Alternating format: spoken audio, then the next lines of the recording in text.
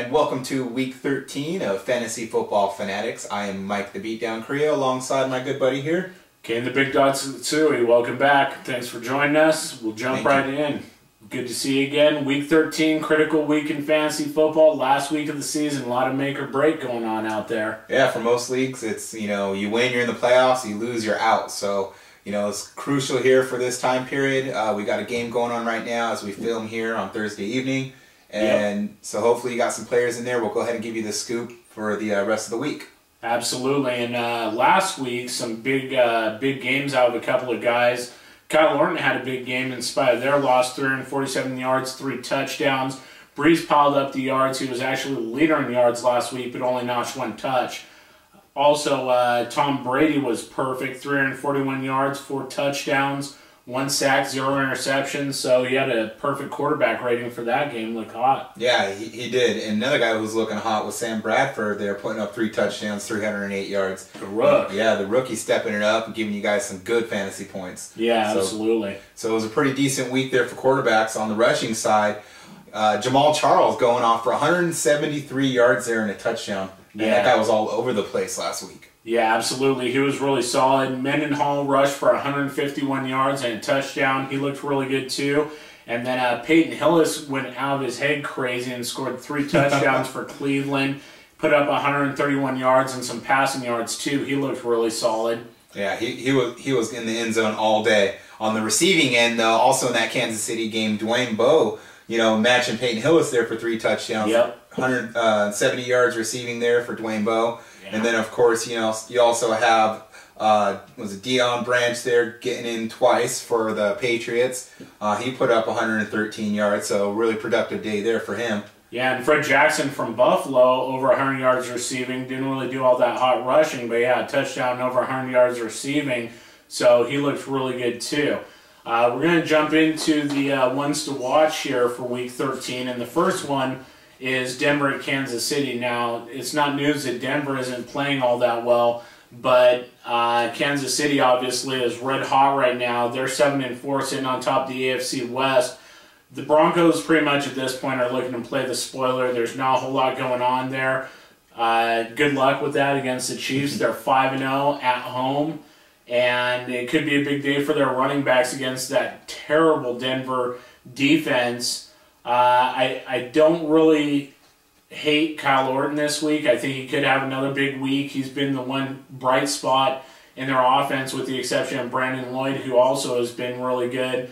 Thomas Jones on the other side of the ball could have a really big day. And I like Matt Castle. He's been flying under the radar. Most people aren't giving him much credit, but he looks good. So I think he could be a good start against that really weak Denver defense. Yeah, I agree with you on that one.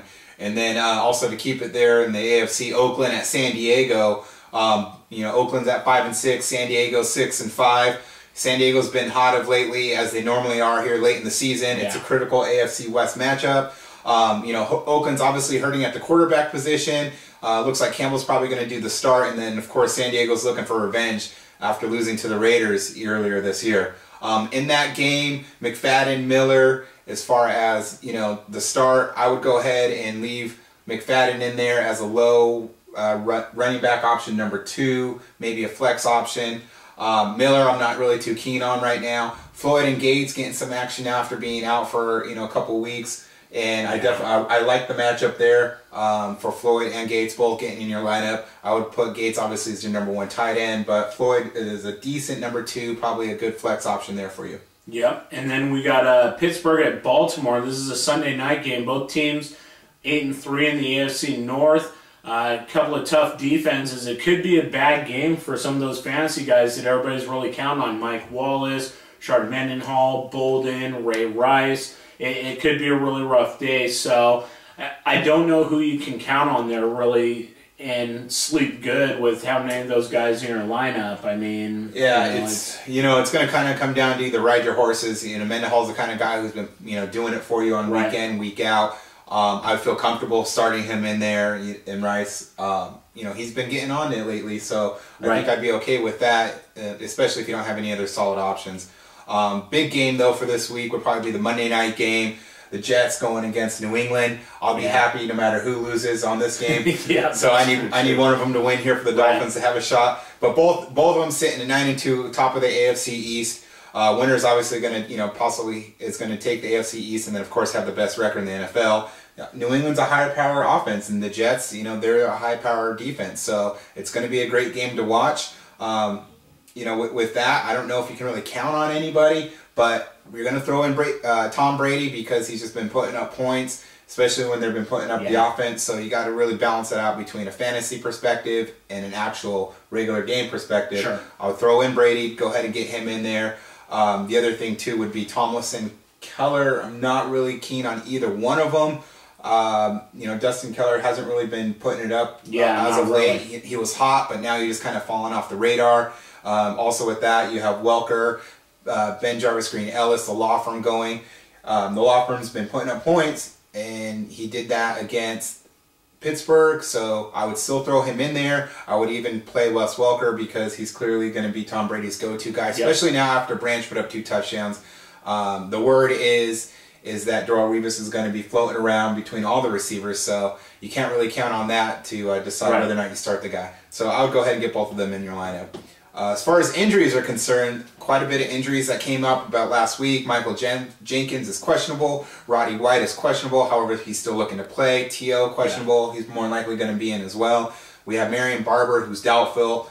Nate Burleson, questionable. Tony Scheffler is also questionable. You have wide receiver Greg Jennings, who's listed as probable. So, he's going to be in there. Mike Hart is finally feeling healthy, so he's probably going to get a couple carries in Indianapolis. Joseph Adai is still doubtful. He did practice a little bit this week. And then David Garrard is questionable, along with Mike Sims Walker there, questionable. Yeah, and then your boy Brandon Marshall's out, questionable. I doubt he's playing this week. Adrian Peterson's dinged up. He's questionable. Toby Gerhart looked pretty solid last week, so they could be looking to put him in there with Minnesota with nothing to win at this point. Tight end Jeremy Shockey's supposed to return. Hakeem Nicks is still on the bench. Gradkowski is out. Tight end Zach Miller is very questionable. Wide receiver Malcolm Floyd is probable. Vincent Jackson dinged up in his return last week. He's questionable. Antonio Gates is still hurting, but he's probably going to play again. Frank Gore landed on the IR last week, and that's a heartbreaker for a lot of fantasy owners. That's really big news. Mike Williams, Seattle is questionable. Santana Moss is questionable. Ryan Terrain is still questionable. So that's what we got there. Don't forget to come back for part 2, week 13. Come see us. Come get the good stuff. Segment 2.